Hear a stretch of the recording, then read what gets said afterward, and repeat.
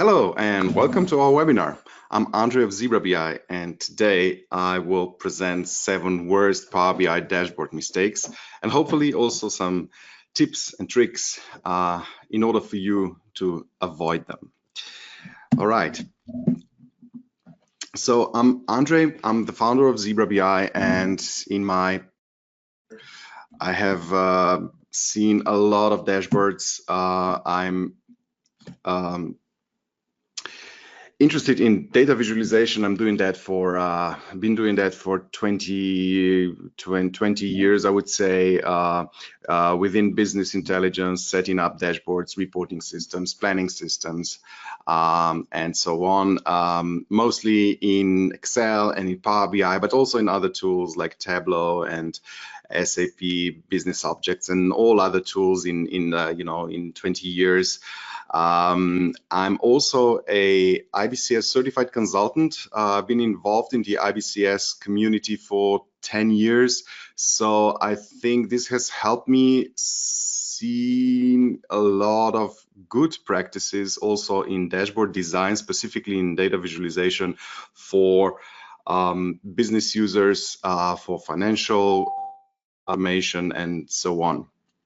Right, so hopefully this will help me present today and also give you some ideas how to avoid the most common dashboard mistakes that people typically do when they want to showcase their information to the end users. All right, so dashboards, I think it boils down to 2 words: understandable and actionable. That would be my distillation here.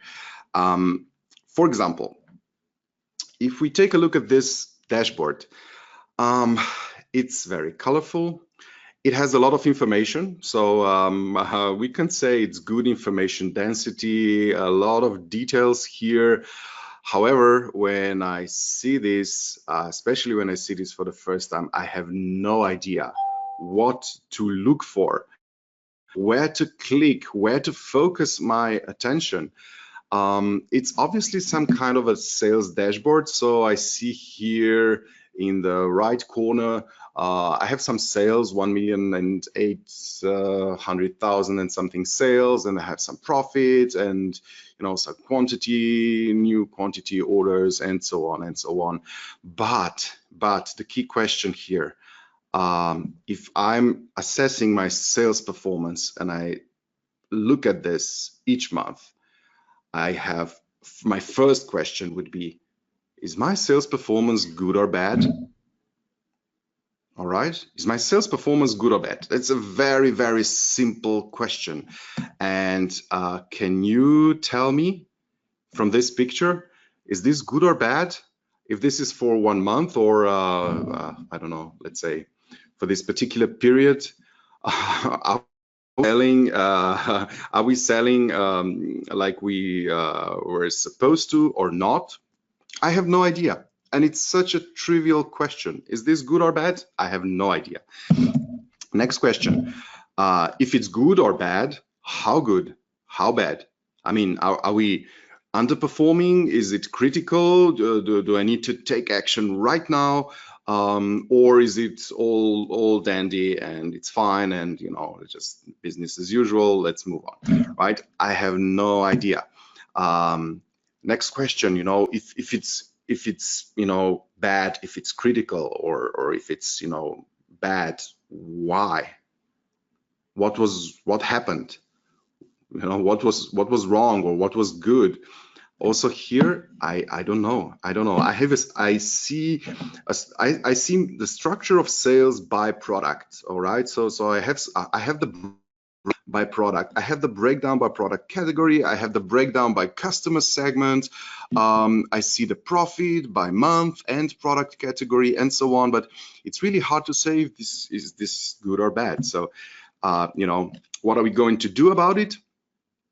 I have no idea. This dashboard may be nice, you may like it, it may look beautiful, but it is not actionable. It is not actionable mostly because I would say number one here, the problem number one here is it has absolutely no comparison. So we are not comparing our sales to our plan or to previous year or something. We just have the breakdown by different category and by a different dimension, and every breakdown by a data field is presented with a different visual, with a different chart. Sometimes it's, you know, regular column charts or this tree map here, or this nice little colorful donuts here, and an attempt at you know, geographic presentation here. So it's not helping me. It's not actionable,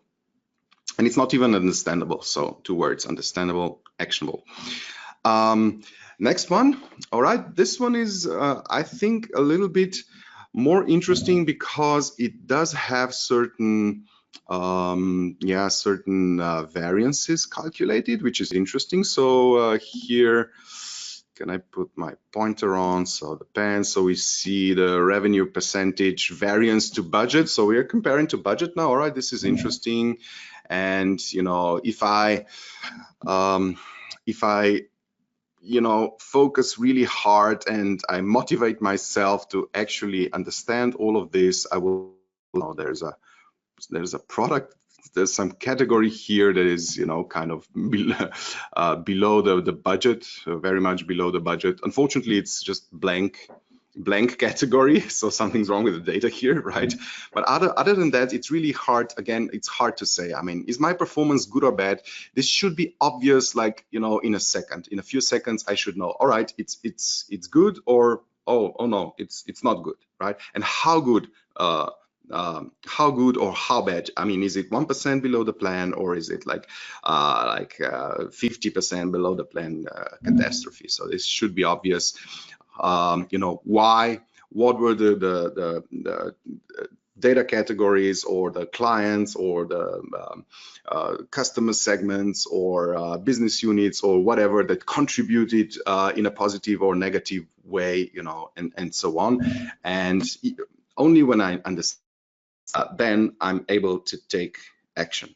Okay, so again, a similar problem. So this just goes on, and I could show a lot of dashboards here, and it's always the same question. I mean, is this good or bad? I don't know. There's some green here, there's some bad, some red here, so this must be good and bad. And then I have some highlights here, so this is good. And also this chart is quite nice. So it's a annual chart, and it shows some applications added. So this was added, and then we see the capacity net count. So it's like a cumulative, so net count, and it goes up because we were adding those applications, and then these applications were retired, so then the account goes down. So at least this part we can understand. But what about this? What about this? There must be colors here, and you know, this is just not actionable. I mean, even to understand the scope and the volume of every data category here is just completely impossible unless you take time and, you know, hover with your mouse above each of the little boxes here, you know, to actually read the numbers or something like that in an interactive fashion. Then maybe you understand what's going on, but that's not what you should expect from your end users, you know, that they will spend endless time just trying to understand the data, clicking, waiting, and for the tooltips, and you know, discovering with their mouse every little pixel on your dashboards, right? It should be much easier to understand. All right, so not actionable, you know, just a lot of green color here, but this green color does not represent, sometimes it represents the sales amount, sometimes it's a count of status, sometimes it's a blank product category, and so on. So not helping me a lot. Okay, what about this one? So this is a completely different approach now. This time I have a dashboard where I have something highlighted here, and I see my sales versus budget, and my sales was 22.1 million, and oh, it's a little red here, and it's 1.1 million below the budget. All right, is this good or bad? It's kind of good, right? It's kind of bad. It's not good. We are 1.1 million, right? So how good, how bad? Minus 1.1 million. All right. Why? Okay, let me take a look. All right. I see the split by some store chain. This is a retail operation here, so some product categories are sold in two different store chains or store types, right? And a simple visual comparison, will allow me to understand, all right, there's red here, quite a lot of red here, so we have a problem here with the category of women's clothing, especially in this store chain in Fashions Direct. So there's also a problem with the women's clothing in the other one, right? But it's to a lesser extent, right? So I understand not only what is good or bad, but I understand exactly how bad is it, right? So it's obvious that we must focus on the product category of women's clothing here and take action, right? So probably my next step, if this is a good dashboard, would be to click on this row, expand the row, observe the details, or maybe right click and drill through to another page which is more detailed for the women's category across all the stores, across, I don't know, locations, whatever you have in your data, that will explain in the next step this variance here with more details, right? So this is how your dashboards should be constructed, and then they hopefully will become understandable and actionable, right? So this brings me to my agenda for today. Try to select 7 worst dashboard mistakes and provide some recommendations how to avoid them. Then next, I will try to throw in a really quick redesign of a live Power BI dashboard with those principles that we'll learn through all these 7 dashboard mistakes. Hopefully, I'll also show you a few Power BI tips and tricks, although this session here is more, I would say, theoretical. After we are done, I'll share all the resources and download links that I'll use in my session, and Q&A at the end. Yes, we are recording the session, so you will all get the recordings in the end. Okay. Number one, I would say bad choice of charts. Selecting the right chart is quite an art. Mostly people fail for 3 reasons here. Number one is wrong chart orientation. So chart is oriented in a wrong way, or just using wrong chart type, or missing or not using some of the advanced charts to present, variances and other important data categories. All right. So most importantly, my number one recommendation is my number one observation is this. So, for example, let's just go here. So, you see, if you see the labels that are displayed diagonally, then something is wrong with the chart. So this is not okay. And also here, this is not okay. Okay, it's not a problem. I mean, the problem is that, of course, the labels are long, right? And also here, same problem. So the labels are long, they are displayed diagonally, otherwise they would be completely trimmed and you wouldn't even have a chance of viewing them. But if I want to read the labels like this, I need to tilt my head, and then my neck starts to hurt. And I mean, if you hate your boss, that's it's okay, but it's considered a bad practice.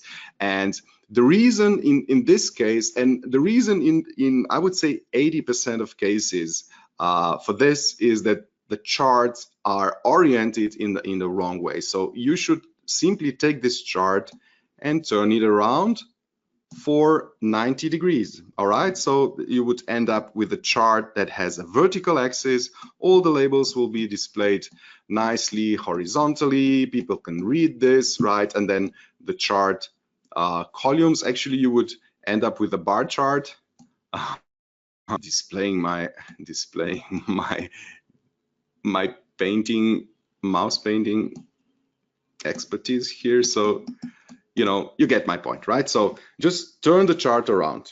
That's like, I would say 50% of chart problems is this. It's almost in every dashboard. If you Google the word dashboard, you'll see this problem. So you see, whenever you have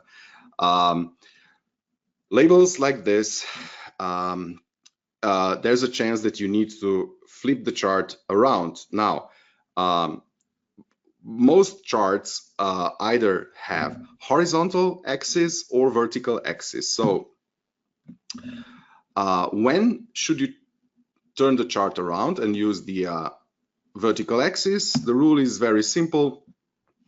If you're using time, if you're presenting time like days, weeks, months, quarters, annual time series, and so on, then just use charts with a horizontal axis. Time goes left to right, and that's it. So this is time. But for everything else like countries, products, sales channels, profit centers, and so on, always turn the chart around and use charts with vertical axis. A very, very simple rule. And now you can fix all the, you know, all the problems. Again, just a random dashboard here. It's either diagonally or this, but you see these are some promotion. These are the names of promotion campaigns in a marketing report or sales report. These are, I don't know, color names, right? Some product colors, right? So this is not time. It should go like this, the axis like this, and the charts like this. All right, this one, this is time, so this is sort of okay, although this chart does not really tell me a lot. And yeah, you see again the same problem here, Again, I have some project dashboard, planned baseline work versus actual baseline work, and so on. Actual remaining work probably by project or something. So it's not time. Turn it around. Sort from, you know, the most important, least important, like this one. Okay, this one is okay. Okay. So this would be very simple. Number one, it's a quick win. Next thing, with charts and so on. I could talk about charts a lot, so I'll talk about using the right charts also a little bit later. Pie charts, try replacing pie charts with bar charts or vertical waterfall charts. Okay, this usually works okay. And but now these charts bring me to another problem, which is poor labeling in dashboards, right? Poor labeling. This would be my number two. It's really hard to get the right amount of labels in your dashboards, right? Because you can overdo it, or you can, you know, fail at presenting the numbers. This one, you see, it has practically no labels. So I don't have a label here.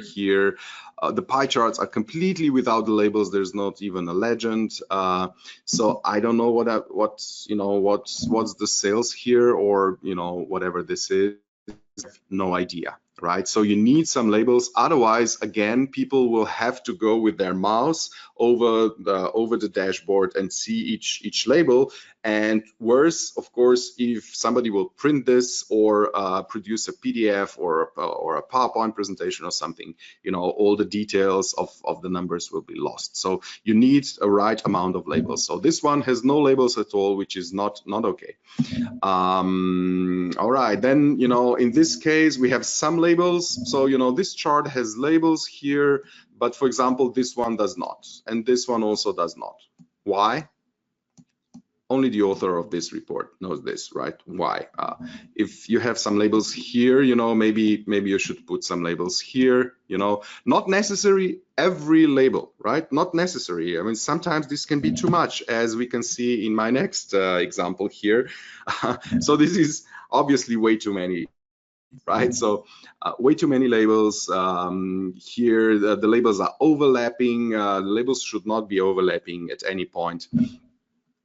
So it's this one is very problematic. This one would take a lot to redesign. It's actually nice because it tries to compare some, you know, direct hours with schedule hours. So there's some sort of comparison here over time. But the problem is that now this is a combination chart. It's a combo chart. So it uses there's a column chart, and then we have this line chart on top of it. So it's combined, and then every series in this chart has the labels, and this will always overlap. You have no control when you overlap things in data visualization. You have very poor control over the labels, where, you know, where each data point will be at certain point of time, or the user will filter and everything will change. So this is, of course, way too much. So not every freaking label, right? Yeah. All right. These were the data labels. So the numbers. You need to strike the right balance, right? Then the next problem, and especially in Power BI, I see a lot of that.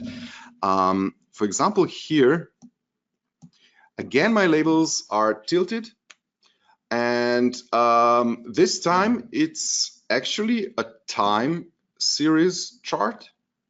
So it's kind of a monthly chart, but the labels are tilted because the labels are too long, right? In this case, I want to retain this chart, so it's okay that it should run left to right, but the labels are too long. So the solution here is very simple. Just use 3 for month, right?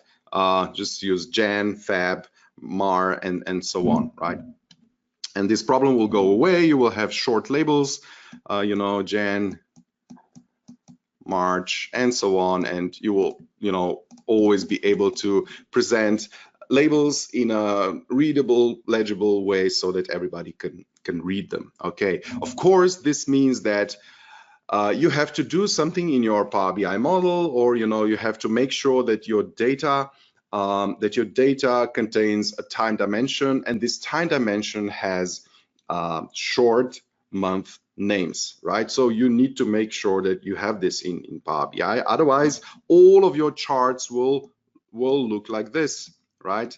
And this is obviously not okay. So it's worth spending, you know, 15 minutes or half an hour and fix your time dimension in my model. So I'll show you a few, I'll share a few links from our previous webinars where we explain all the details how to do this in DAX, for example, in a very simple way with a copy and paste to have a proper time dimension with proper labels of quarters, month, and so on. So so typically I see these in like with long month names, right? So don't use long month names. Do not. And the second one is if people just put the time, the date time field into their axis labels, right? So the problem here is the axis label, right?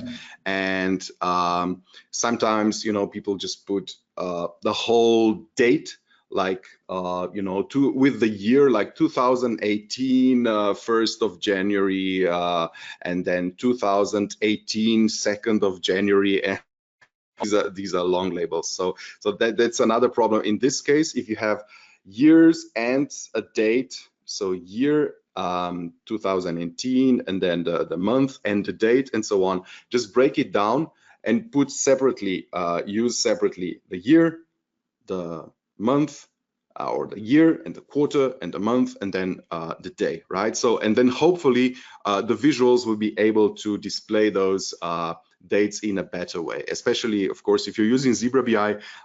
Zebra BI handles those labels quite nicely, so make sure that you have that you split your dates in a nice, in a proper way. Number 3, I would say the excessive use of slicers. It's very tempting to use slicers and to overuse slicers. This report, right? But just to give you an idea, right? I have seen a lot of dashboards where slicers take, you know, almost half of the page, which makes absolutely no sense, because what you're actually expecting in this case from the users, that they will, you know, tick every, you know, oh, I want to see this user, oh, I want to see this account, oh, I want to see this country, and so on. And it's like a you know, it's like you're blind, and then you try to see something, and then in the end, after clicking everything, you know, something will change on this chart, right? This is not how dashboards should be constructed.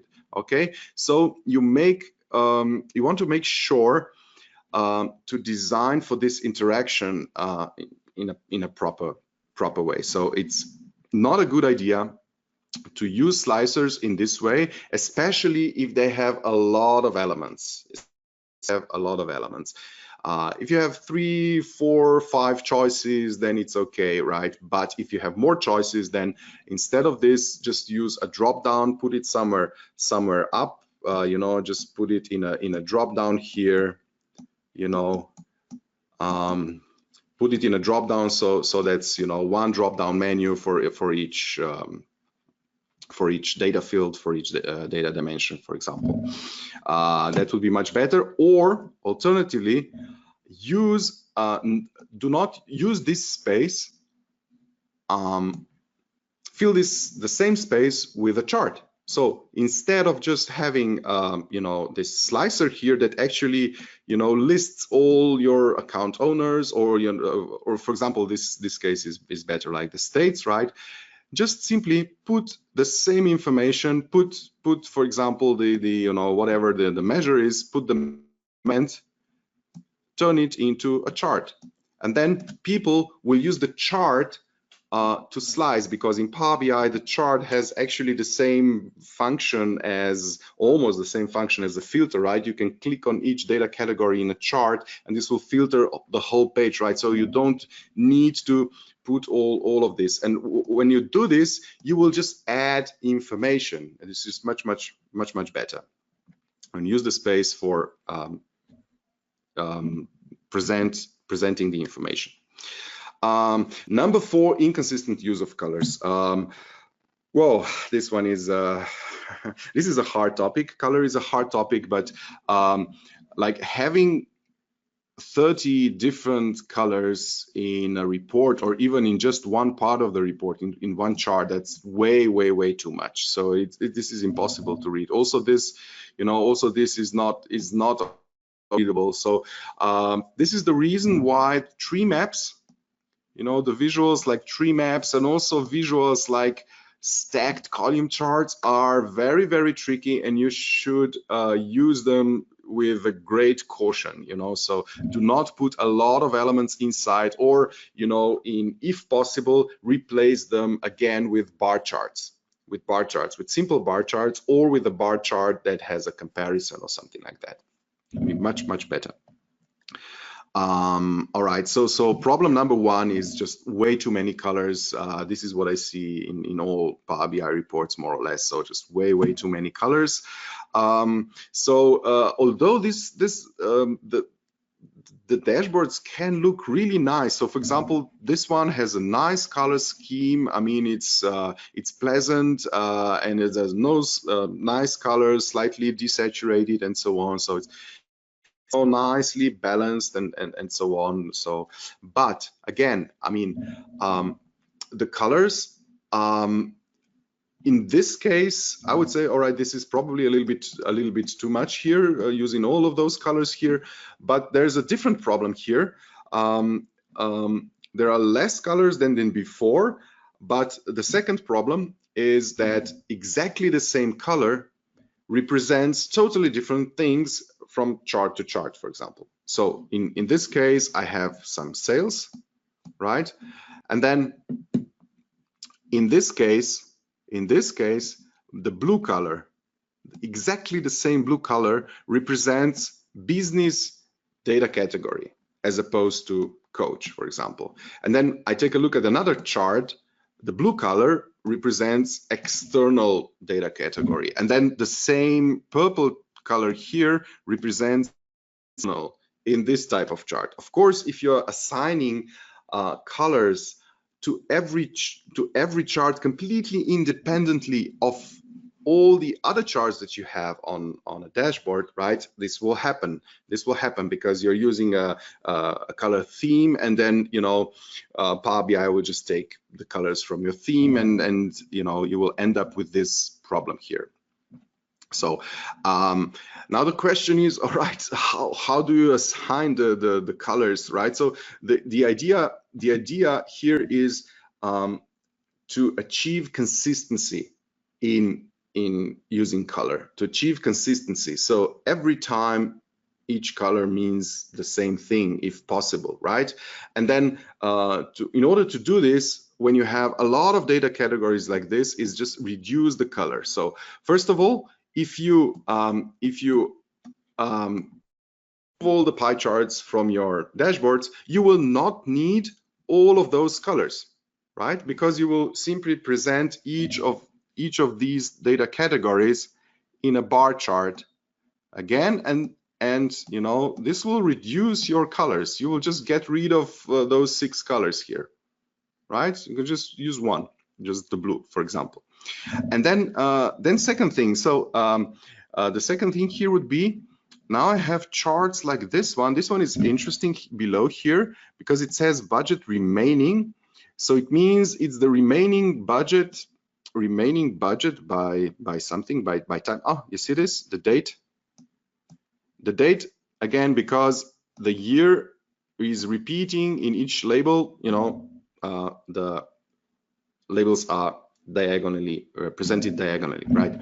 But my point here was, if this is budget remaining, so this means probably actual minus budget, right? It's actually a variance. It's a variance in $1 million. This means that, all right, here we were below the budget, so why not use red and then use green color here?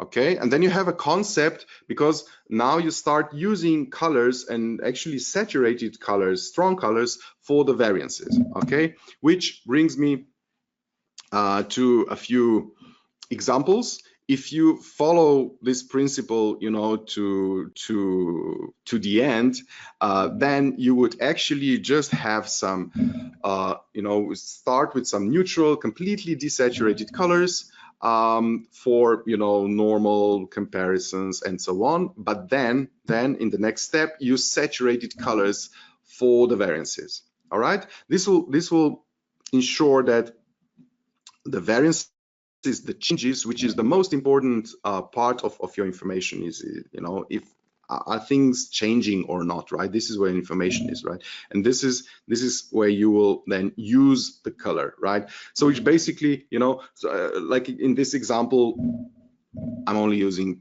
3 colors, maybe 4 colors, so light gray, black, or dark gray, and red, green. Very simple. And why is this one? Why is this one light gray with this border, right?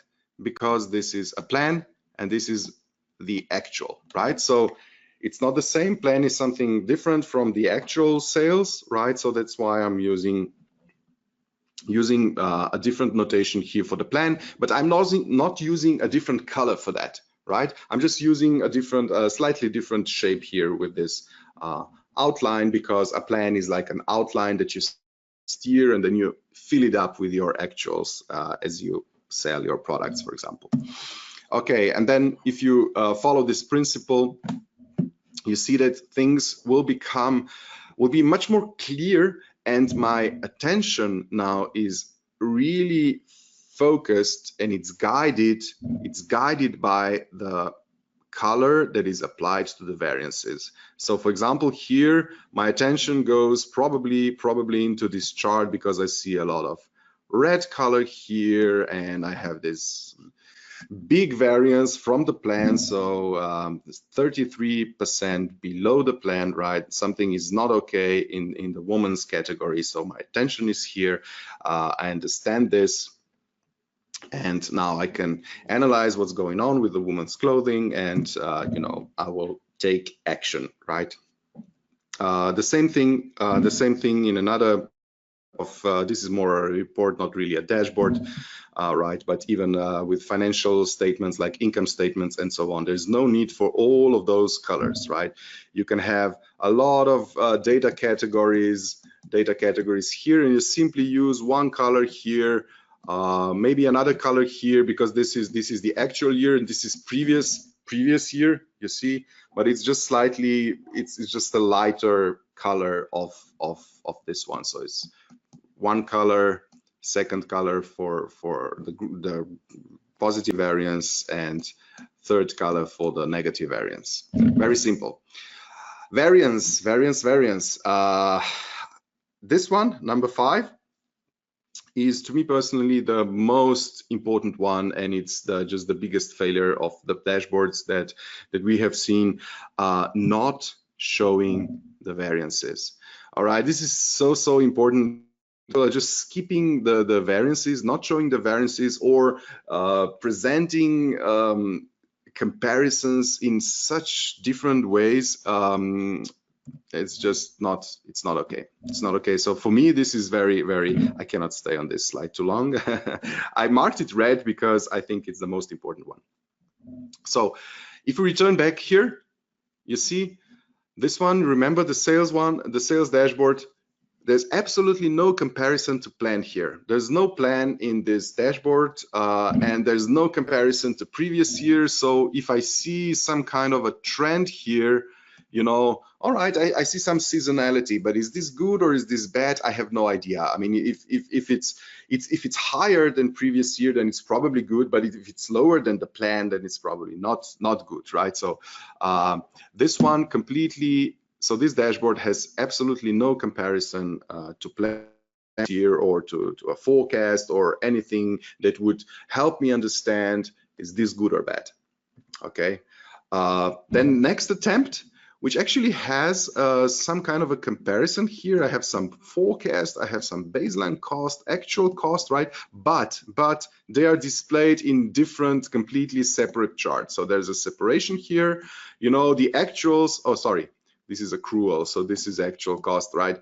So the actuals are here, and you know the baseline cost is somewhere else, and the forecast is somewhere else. So it's really hard for me now to compare all those data categories, especially because they are in a pie chart. So I don't understand the scale of that. I just understand the relative, so the portfolio shares of these data categories and so on. So it's not a good idea here. Now this dashboard actually comparisons, and it has a comparison between sales and sales, either prior sales, so the previous year, or target, which you can which the user can change. So it's a nice concept.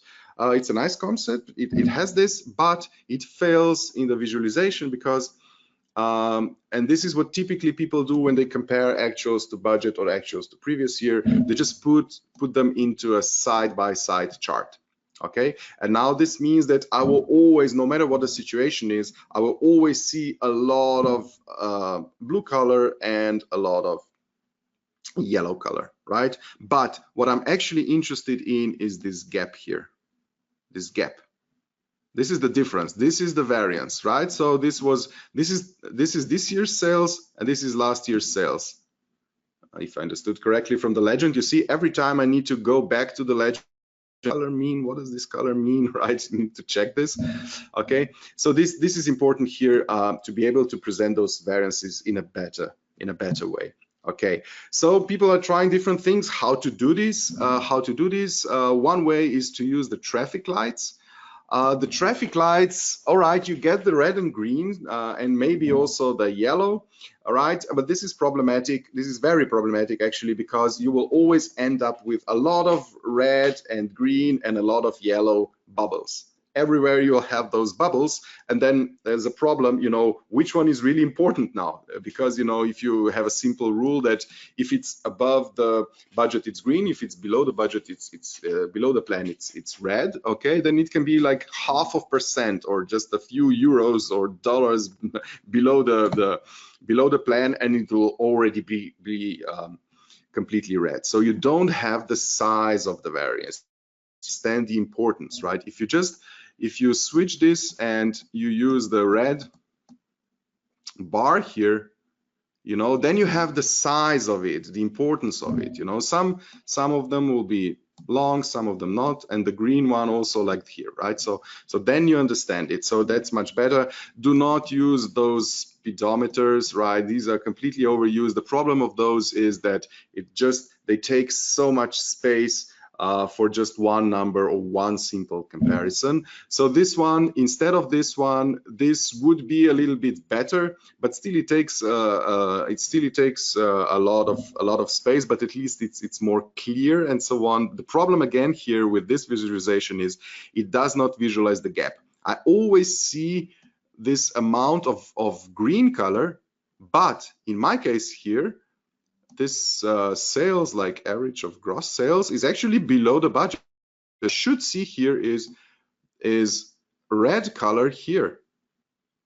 Okay, 200K was my plan and I'm below it. So, you know, this should guide my attention. You know, that this is the alert here, right? So this gap here, and this is the same problem with the so-called bullet charts, right? You always have this red background and yellow background and green background, and it's, you know, where's my data? Where's the gap? I have no idea. This is just not a good thing. Or in Power BI, I think this one is actually a native visual in Power BI, so I've seen people use this a lot. The problem here is that this whole visual will be the whole visual will be green or the whole visual will be red.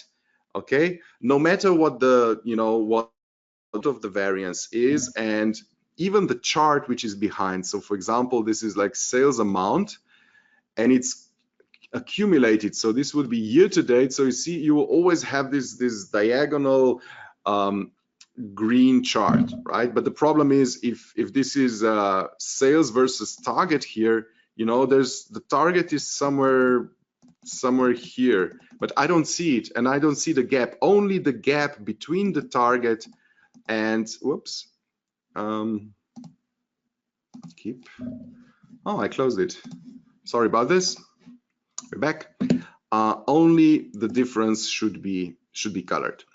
Okay, so let's do a quick redesign. How much time do we have? All right, let's try it in like 5 minutes. Let's do a quick redesign. I'll take this dashboard. We'll switch to Power BI now. Let's try to apply the rules that I've shown you so far, or just avoid the mistakes. All right, so number one, let's edit this report. So the first one, we said I need to turn this chart. What is this? It's some kind of name here, Century. Okay, it's a store number and the name. So number and the name. Okay, so first of all, this should not run left to right. Let's switch this chart, do it like this. That's much better. Now I can see this, and I can also scroll down. So that would be one first option. So first of all, I'll just turn all the charts around. So this one is monthly, and this one is also monthly. So why not put? So another thing is, you know, the size of the charts, the size of the data category. So this one is monthly and this one is monthly. Clicking too much. And this one, you know, is kind of has much wider categories. Try to match the category with. All right, so something like that. So see, now I have the sales versus previous year. This is interesting. Sales versus previous year, and this is now the this is the variance in percentage. So this is very interesting. If I had a better way of showing the variance, that would be really nice. And here I don't actually see the variance. And here I have another problem. Here I have the slicer, right? The famous slicer. So now you have to decide, is this a dashboard designed for each district manager? And now each manager will just observe this, consume this dashboard on his own, and will just, you know, select his name and view the data. If this is so, then just turn this slicer into a drop down. So just make it like this, put it somewhere on the top, and you will have a simple slicer, right? And then people will just use it for that. So that's one option. The other option is if you actually want to have the comparison between the district managers here, then turn this into a chart. Then just simply turn this into a chart, something like this. What's going on with Power BI? Oh, I need to put some sales inside, right? Okay, sales value like this. All right, this is a mess now. Okay, now the next step would be, I don't know, are these guys achieving their plan or not, right? So now the variance. Okay, in order to do this, I'll bring in the Zebra BI visuals. We'll import the Zebra BI visuals. So the one, I'll just use 2 Zebra BI visuals for this.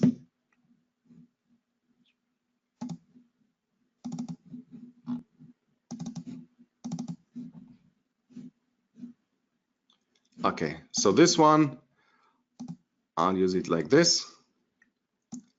Okay, so for now it's kind of the same, but now the interesting part here is, how do these managers, well, are they achieving their plan or not, their goal? All right, this will make my dashboard actionable now, because now I'm learning something. All of these guys are below their plan, below their goal. You see a little red here. Okay. Next thing, store. First of all, I would put, well, let's just do the same. So the store name. So this is how people would actually, this is how people would typically present actual versus budget, right, in the chart like this. So, but in Zebra BI visuals, the variance will be actually calculated, and maybe also we can just use the percentage here. Just use the labels that are most intuitive to the end user. So in my case here, for a small chart, it's better to present just the variance in percentage. So 5%, 5.5% below the plan here. So all right, now I have this. Now I have this. Now I have this one, which already has this year's sales versus last year. And again, I will switch this one to Zebra BI visual. All right, now I got a completely different chart. So see, you have many options. Once you start visualizing variances, you have many options. You can use the waterfall chart. So for example, I like this one because it actually presents, for the first time now, I have the total, my total sales from January to August up until now, right, is 21.1 million. But last year it was 23.1 million, right? So we are below the previous year, yeah, for 8.7%. But we can also use other ones like, column charts, or this was the chart that was originally, right? It was the area chart. So for example, you can use this area chart below, and all right, on top of it again, variance, but this time it's a percentage variance. Okay, so what I'll do now is I'll do the same. I'll drop in the value versus goal and switch to Zebra BI Visual. But this time I will just display the the relative variance, not the whole chart, because I already have the absolute figures below. So I'll go here and I will change the layout of this chart to a relative variance. So let's just calculate the variance, right? So I would end up with maybe two charts like this. In my case, so in this case, because I don't need the data labels, the axis labels, in this case, if you match the month, then you can do a little trick, like just hide the labels here, the axis. So data categories, I'll just customize it. I don't know, just switch it. So it's a quick. So this would be a really quick workaround, but it's actually better. I don't really need this. I think it's much better to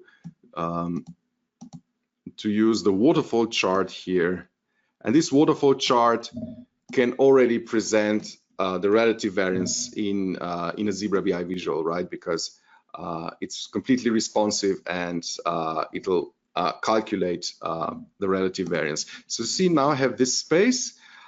These would be now the stores. There are lots of stores, so I'll probably try to make this quite bigger.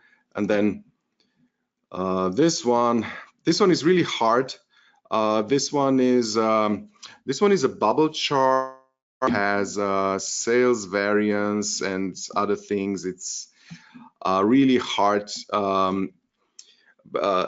This, I think, is probably too much for a regular user.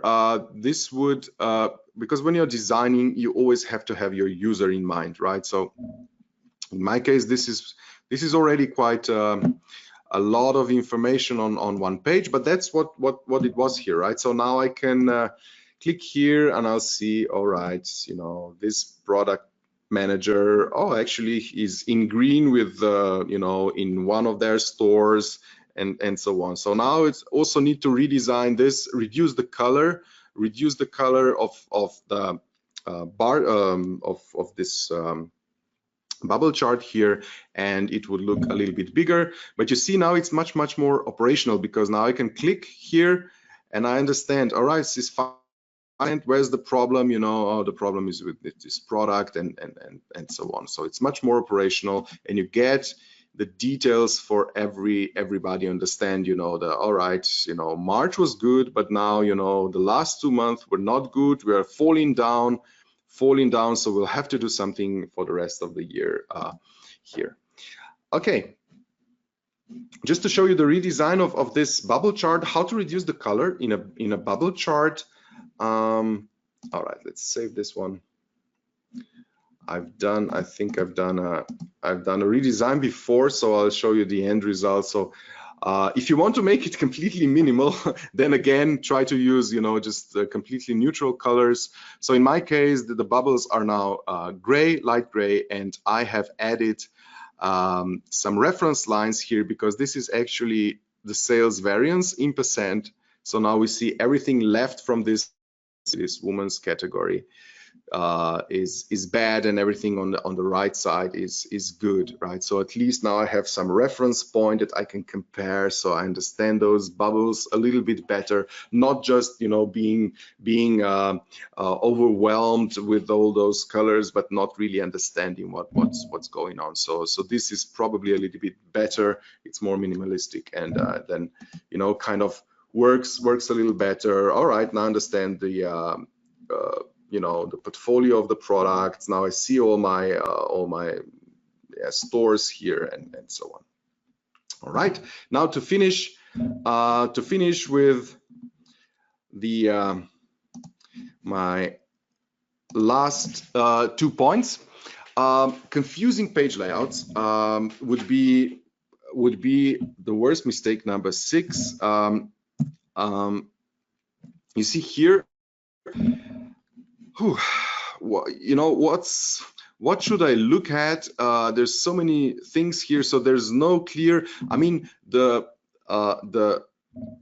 those kind of interactive elements like filters are on the top, which is okay, and this is also okay because it's on the left. I have, like, you know, the key KPIs are on the left, right? But it's still, you know, then everything else, why there's a, you know, what is this order here? What does it mean? Why is this chart exactly on this place? It's really hard to say. So it feels more like, okay, we just shoved all possible charts in, you know, into one dashboard, right? So to give you another idea here is, first of all the dashboards are people read from right and from top to bottom, right? So always put your main most important visualizations, most important KPIs and so on, left and on the top.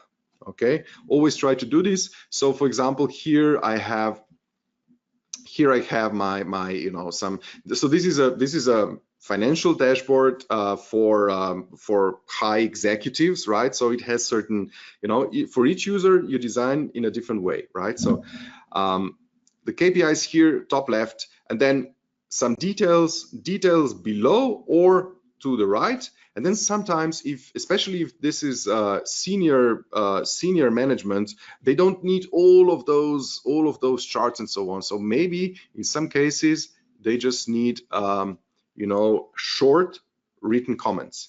Okay, so this is also one possibility, and it's also something that is missing from dashboards and reports, actually.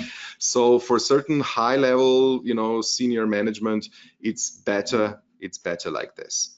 All right, and this dashboard now brings me to the last mistake. If you are careful here and try to observe what's going on in this picture, you see that I have my KPIs here, but then this is displayed. So I have my actuals up until here, then I have my forecast, and now it looks like we'll end. It looks like, you know, the forecast is that we'll end here at, I don't know, 800 and something million, right? And this is EBITDA, right? My EBIT, for example, is much lower. It's much lower. That's why this chart is much higher than this chart.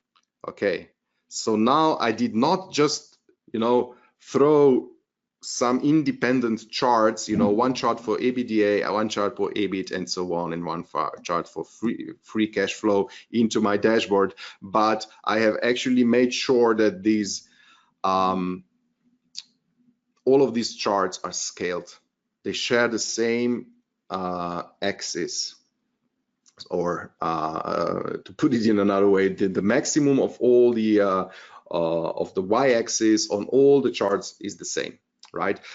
It's not a fixed one. Of course, it changes because you filter your dashboards and so on. And this is called small multiples, and it's a concept of scaling, which is something that is almost completely missing from all Power BI dashboards. I probably haven't seen any dashboards in Power BI that use proper scaling with multiple charts, right? Because in some cases you do need to synchronize the axes, and this is very, very, very important if you want to take your dashboards to the next level. So that's why I chose number as my last one, as number 7.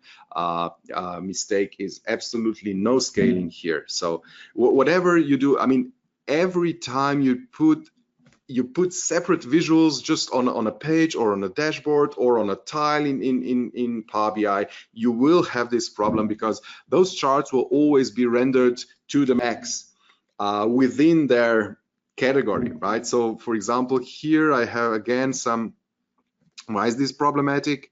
Why is this problematic? Because let me see. For example, this is 1 million. This is 1 million. So this category here is 5, so it's 500,000, right? While this one is 49,000. Okay, so this product category or brand or whatever it is actually 10 times smaller than this one. But if you just observe this dashboard here, what will take your most attention? Most probably the yellow color here. Well, I've lost my mouse somehow, but most probably the yellow color here and the yellow color at the top right is something that takes your attention. And if you observe, you will also find out that all the size of all this. All right, now I can draw. So this size is the same as this one, the same as this one, the same as this one, even though this one is 10 times bigger. Right, so this gap here between the plan and the actual, this is very, very problematic, more than this one, 10 times more. All right, so you should see it. It should be red, and it should be 10 times more red. Okay, so this is why it's extremely important to have the scaling concept in dashboards, right? So that's why also with the Zebra BI visuals. So for example, to quickly show this. So you see here, I have all my KPIs all in the same visual, right? This is only possible in Power BI if you put it in one visual, right? Unfortunately, the native visuals in Power BI are not, don't have this capacity. So that's why I'm using the Zebra BI visuals here. And with Zebra BI visuals, you can simply take your, accounts,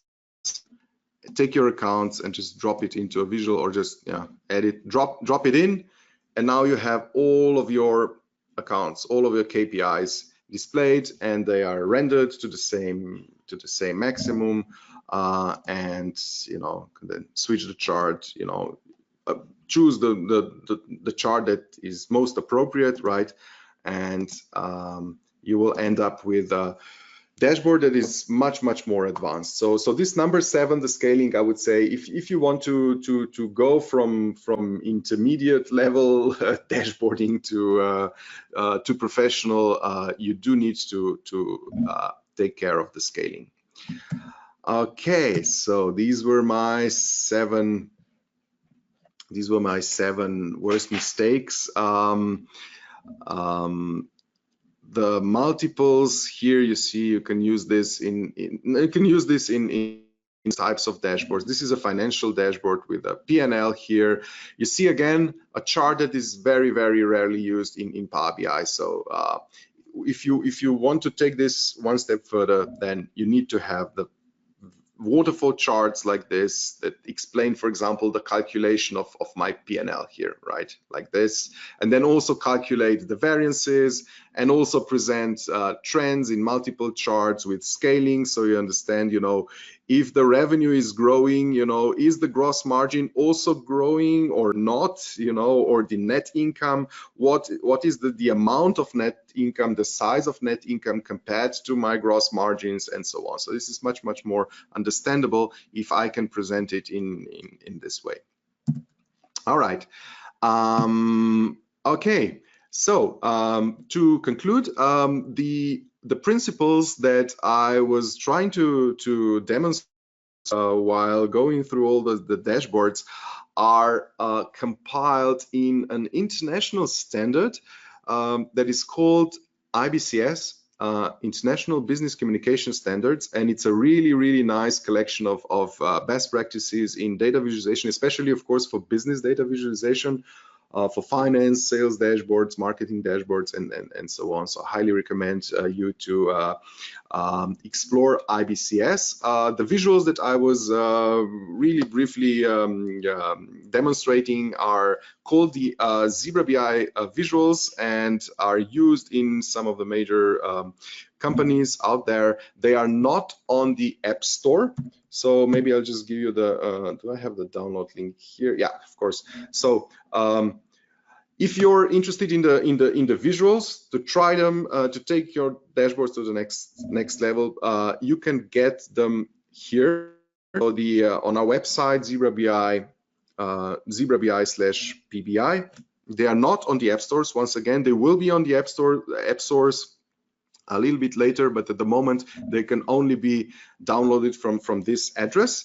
And yeah, if you find these topics interesting, then you should definitely navigate to our web page where we have webinar recordings. So this was already the 21st recording, webinar recording. We collect them on our web page, so make sure that you go on our website page and explore the other topics and to provide more details.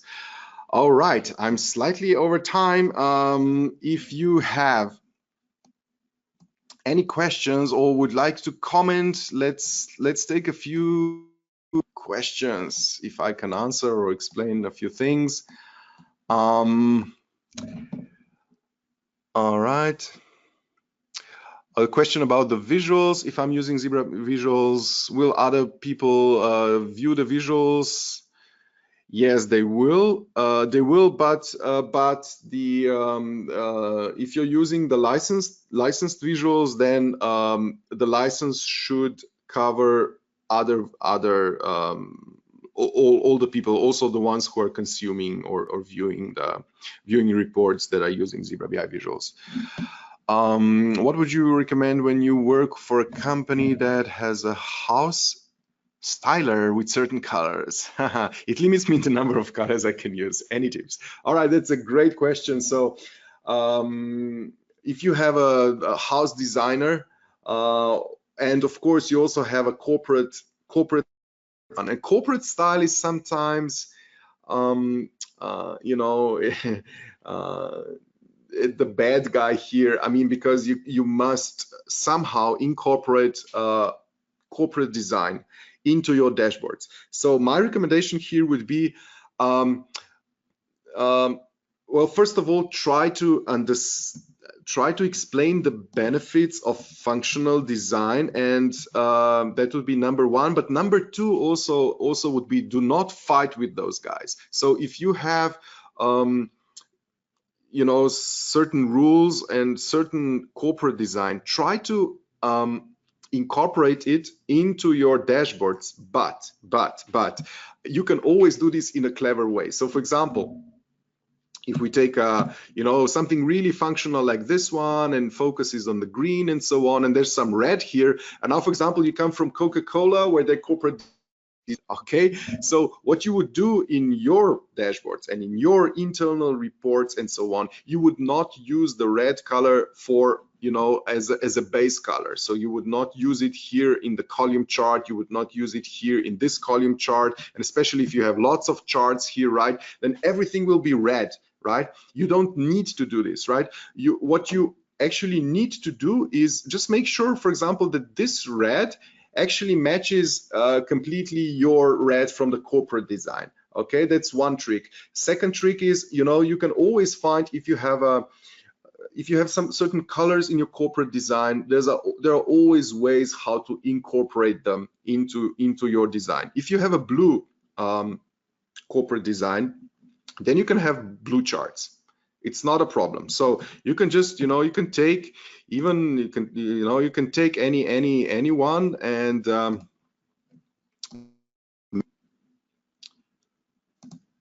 let me see if I can.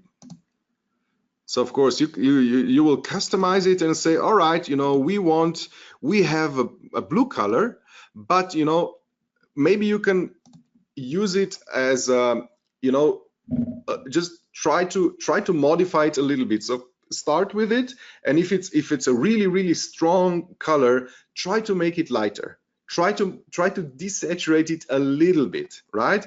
But use it, you know, use it in accordance to your color. So for example, here you will have your, you know, big blue logo type with the right blue color, but you don't minimize it. Just make it very small, right? Or make maybe this line here blue, you know, your, you know, exact corporate blue, which is perhaps strong and so on. Just use it here, but then in the charts, just try to minimize it, you know, use the but desaturate it a little bit and so on. Actually, if a designer will understand this, then he will actually prepare this for you. He will prepare this for you. And for everybody who is using Zebra BI visuals, you have a really nice style editor on your member profile, right? So if you go to your member profile, log in, you will see that you can click on every color that is assigned, and you will actually get this corporate design into your Zebra BI visuals as the default style. So you just set it once on the website, on your member profile, download the visuals, and then everybody will use exactly those colors that you want. All right, just keep it functional. All right, thank you, Cedric. Thank you, Shiram, and everybody else. All right, thank you for attending, and see you at our next. Bye.